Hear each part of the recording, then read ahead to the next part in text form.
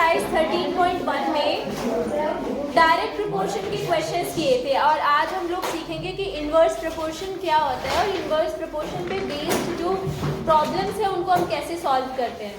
ठीक है, एग्जाम्पल के लिए हम देखते हैं पेज नंबर 212 आपके एनसीईआरटी बुक में है। Page number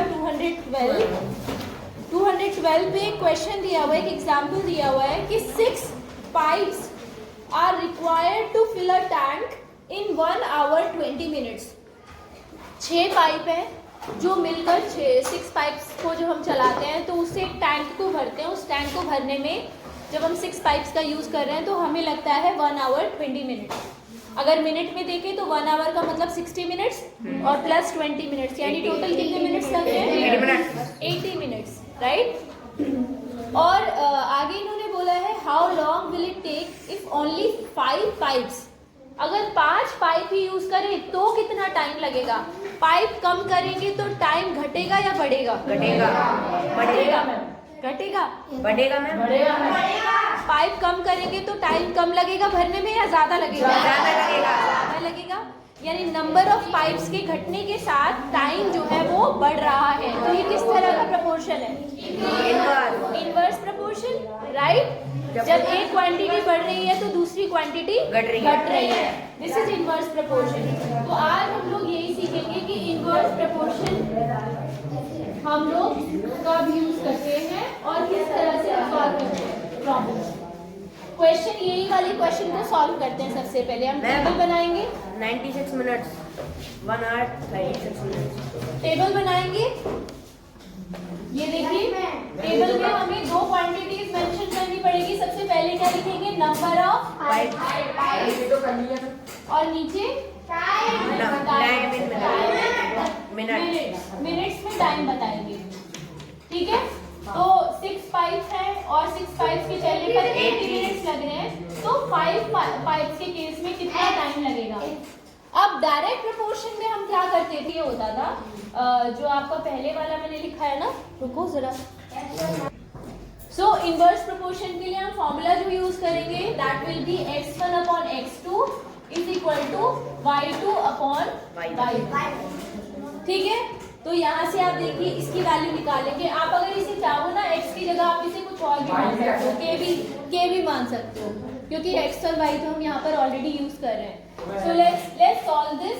6 upon 5 x1 upon x2, 6 ये x वाली लाइन है और नीचे y वाला रो है। ठीक है, तो 6 upon 5 is equal to x upon k upon 5। ठीक है, y2 मैम 80 सॉरी 80 आएगा, y2 अपॉन y1। अब सॉल्व करेंगे। सॉल्व करने का तरीका बताया था मैंने आपको, जैसे k की वैल्यू निकालनी है, मल्टीप्लाई किसकी हो रही है? इन दोनों की हो रही है। दोनों जगह नंबर है हमारे पास, इन्हीं की मल्टीप्लिकेशन लिखेंगे। 6 into 80 और जिसकी मल्टीप्लिकेशन नहीं हो रही है किसी से, दैट इज 5 अपॉन 5। ठीक है, नहीं आया समझ में? आया? तो इट विल बी 5 से कैंसिल हो जाएगा 16 पर, 16 into 6 96 मिनट्स। देखो ज्यादा टाइम लग रहा है कि नहीं लग रहा? 5 तो यहाँ पे k की वैल्यू 96 मिनट्स आ गई। Is it clear to everyone? Inverse proportion solve करना आया? चलो नोट करो, नोट कीजिए।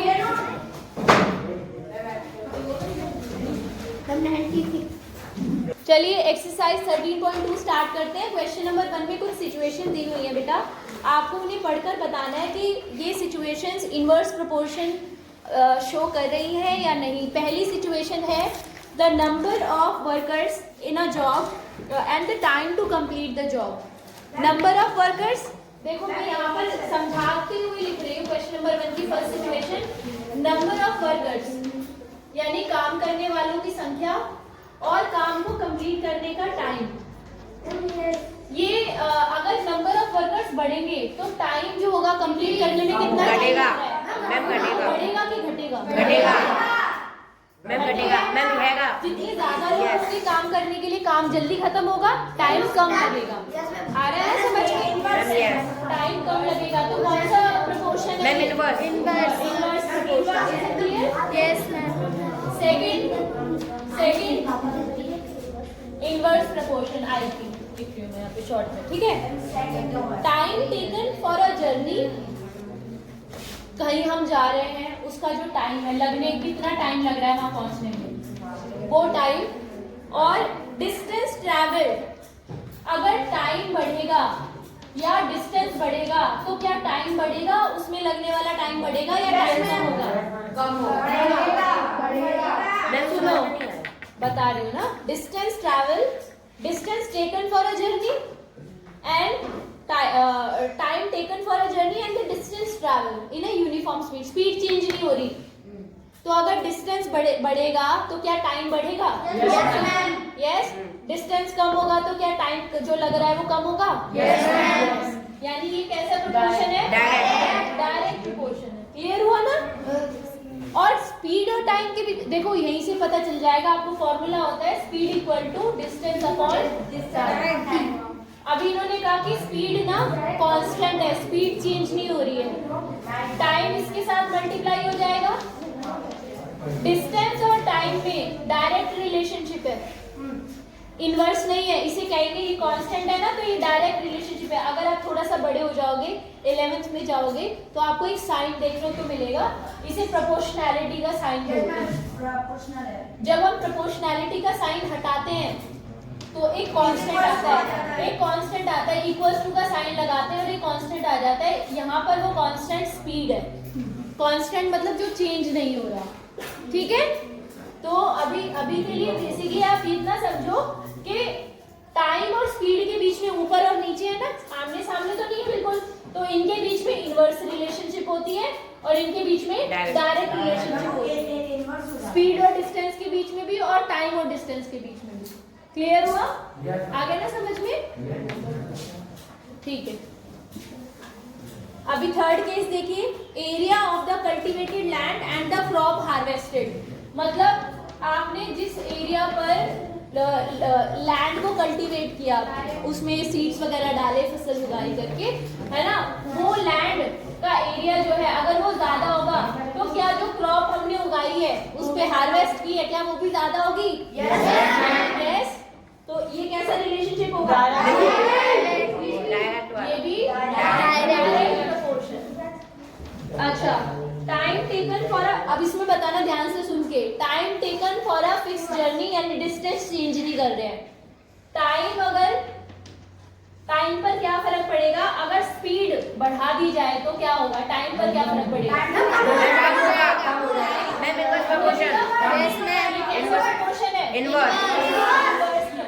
वेरी गुड, ठीक है।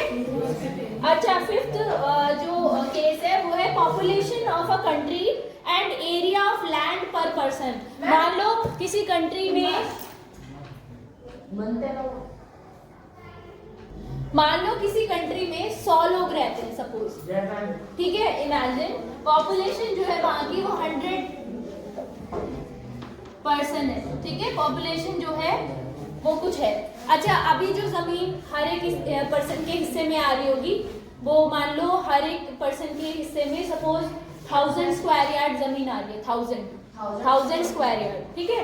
अब अगर मान लो 100 से बढ़कर और लोग आ गए उस कंट्री में, पॉपुलेशन बढ़ गई किसी वजह से, ठीक है। अब 100 के बजाय वहां पे सपोज 300 लोग रहने लगे, तो क्या अभी भी हर एक के हिस्से में उतनी जमीन आ रही होगी?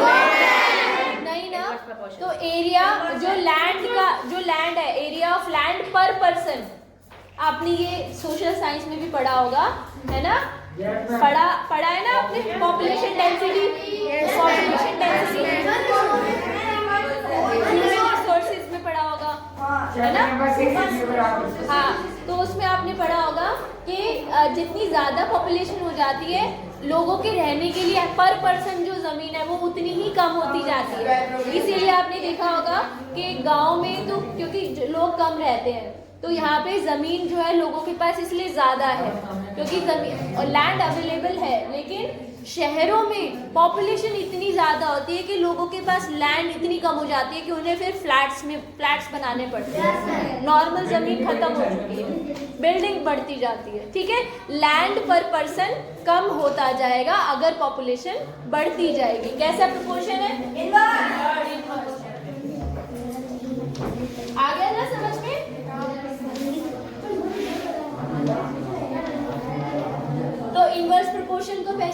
आप लोगों को आ गया। अब हम लोग क्वेश्चन करेंगे, क्वेश्चन नंबर 2। रेडी? एक्सरसाइज कौन सी चल रही है? 13.2।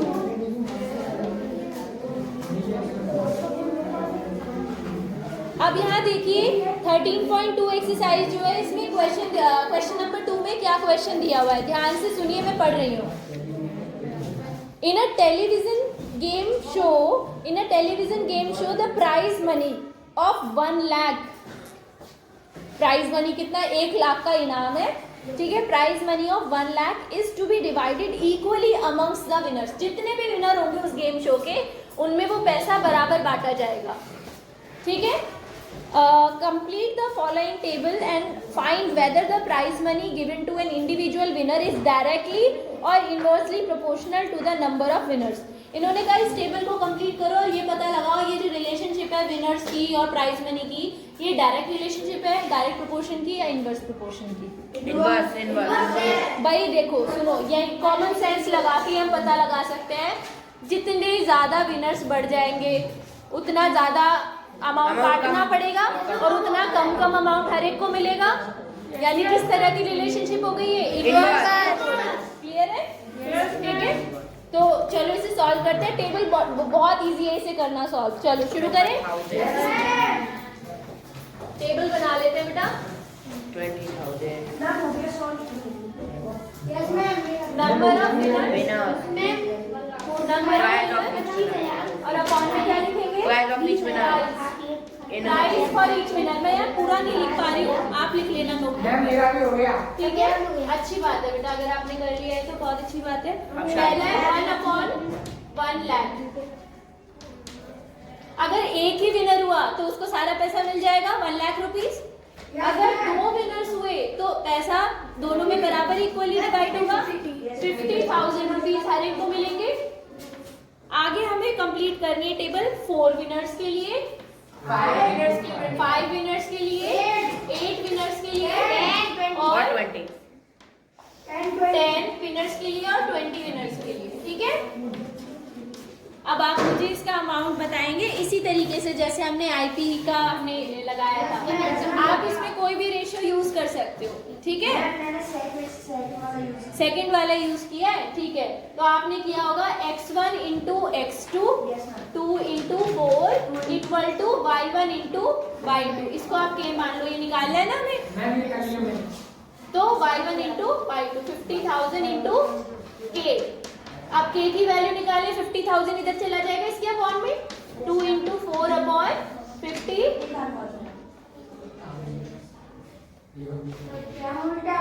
उल्टा हो गया ना?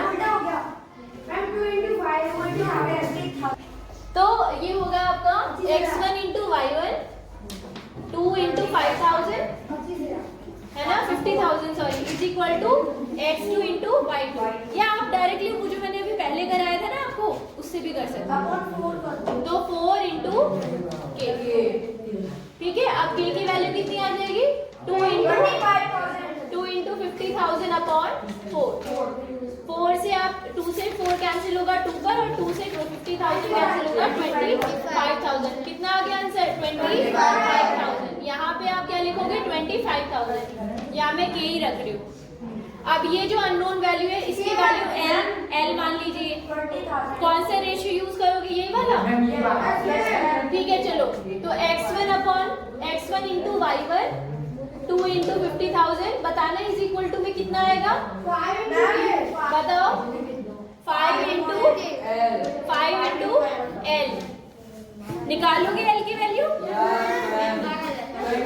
निकाल के बताइए कितना आएगा? 20,000। ओके, तो l इज 20,000। अच्छा, इसका कितना आ रहा है? l की वैल्यू ये स्नेहा जल्दी बताइए बेटा, इसका वैल्यू बताइए m का। बोलना नहीं है, ठीक है, बोलना नहीं है, जिससे पूछूंगी वो बताएगा। m की वैल्यू बताइए। अगर विनर्स 8 होंगे तो हर एक को कितना प्राइज मनी मिलेगा?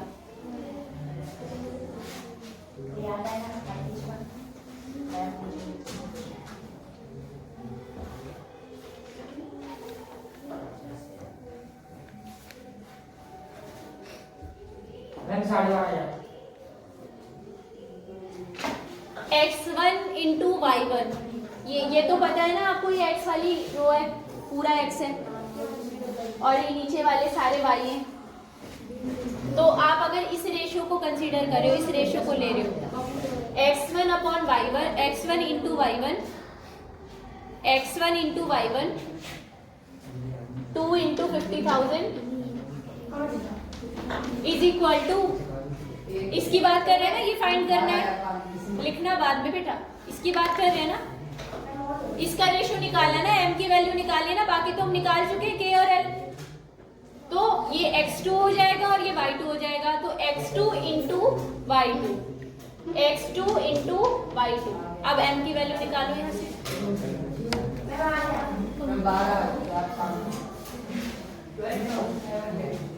तो क्लास ये जो 8 अगर 8 होंगे विनर्स तो कितना अमाउंट हो जाएगा? 12,500।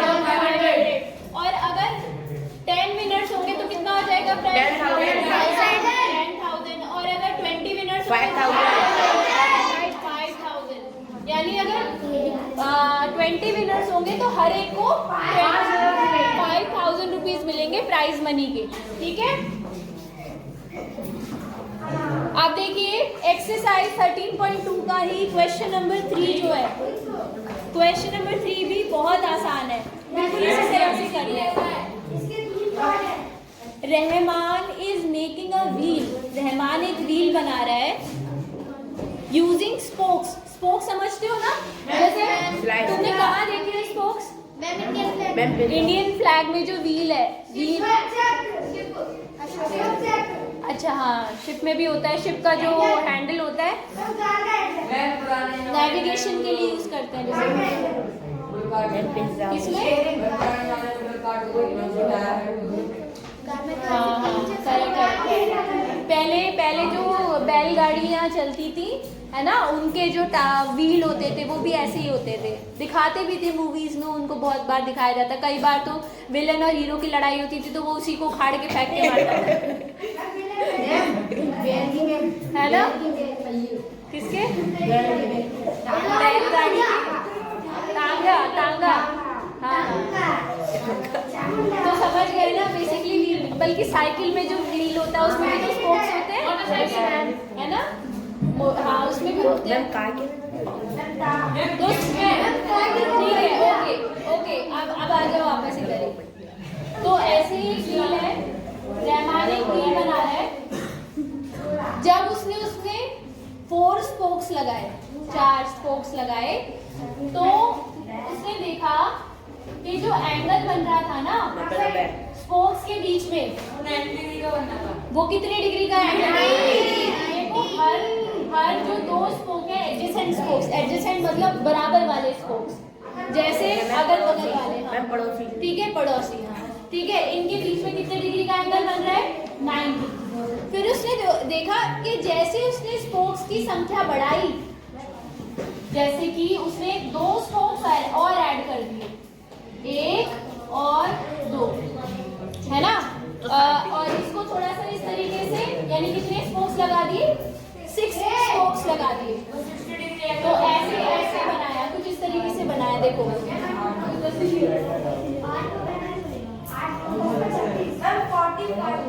अब मुझे बताओ, क्या अभी भी एडजेसेंट स्पोक्स के बीच में